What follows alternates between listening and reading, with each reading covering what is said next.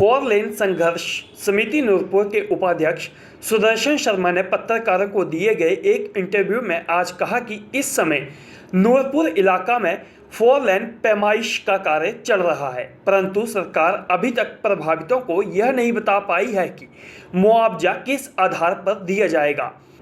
उन्होंने कहा कि जब भी प्रदेश में चुनाव होते हैं तब यह फोर लेन का जिन सरकार द्वारा बाहर निकाल दिया जाता है और जब चुनाव हो जाते हैं तो इस जिन को दोबारा फिर उसी डिब्बे में डाल दिया जाता है।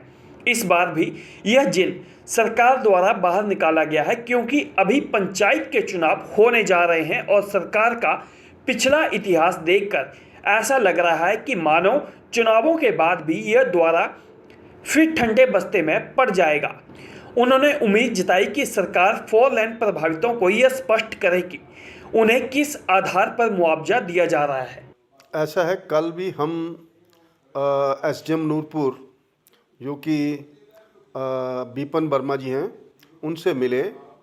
उनको हमने अपनी सारी समस्याओं के प्रति अवगत करवाया, लेकिन उन्होंने जो अपनी जितने उनके मतलब नॉलेज के मुताबिक उन्होंने यही बताया है कि अभी तक जो पैमाइश का काम चल रहा है ये जो है वो लैंड एक्विजिशन के अंतर्गत आता है, लेकिन जो बिल्डिंग का काम है वो नहाई का काम है। वो नहाई उसका पेमेंट जो है वो नहाई देने जा रही है, लेकिन अभी तक हमें ये नहीं मालूम कि पेमेंट किस फैक्टर के आधार पर की जाएगी। जब पता होगा आपको हम कानून के दायरे के अंतर्गत बता देंगे।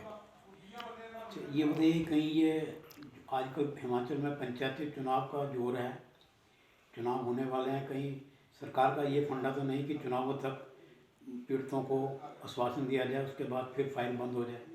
ऐसा है, पहले भी जब विधानसभा चुनाव हुए थे उस समय भी इनका भू अधिग्रहण का जिन जो था वो सामने आ चुका था, और जब वो चुनाव हो गए उसके बाद वो जिन फिर उसी डब्बे में चला गया।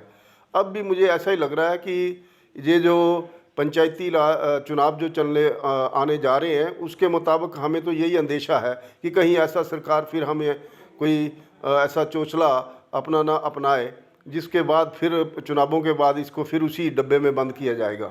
हमें तो ऐसा ही महसूस हो रहा है जी, अभी तक कोई ऐसा इसका फ्रूटफुल हमें कोई भी वो नहीं मिला है। सरकार के आश्वासन पर आप विश्वास नहीं कर रहे? आश्वासनों के ऊपर ही सरकारें चलती हैं, लेकिन जो इनकी पिछली प्रैक्टिस है उसके मुताबिक हमें विश्वास नहीं हो रहा है। हम तो जितने भी कंडवाल से लेके सिवनी तक जो प्रथम चरण है उसमें अभी तक एक भी प्रभावित जो है वो संतुष्ट नहीं हो पाया है इनकी कारगुजारी से, क्योंकि इन्होंने आज तक यही स्पष्ट नहीं किया है कि हम जो इनका रेट है, सर्कल रेट है, जो जैसे 40% इन्होंने पीछे अखबारों में आया था कि हमने 40% रेट कम कर दिए हैं। महंगाई बढ़ने जा रही है और ये रेट कम कर रहे हैं। अब मुझे तो ये नहीं फंडा इनका समझ आ रहा कि ये 40% जो रेट कम कर रहे हैं जो 2018 के आधार के ऊपर देंगे या कि 2020 के आधार के ऊपर पेमेंट करेंगे, हमें ये नहीं मालूम। नूरपुर से विनय महाजन की रिपोर्ट।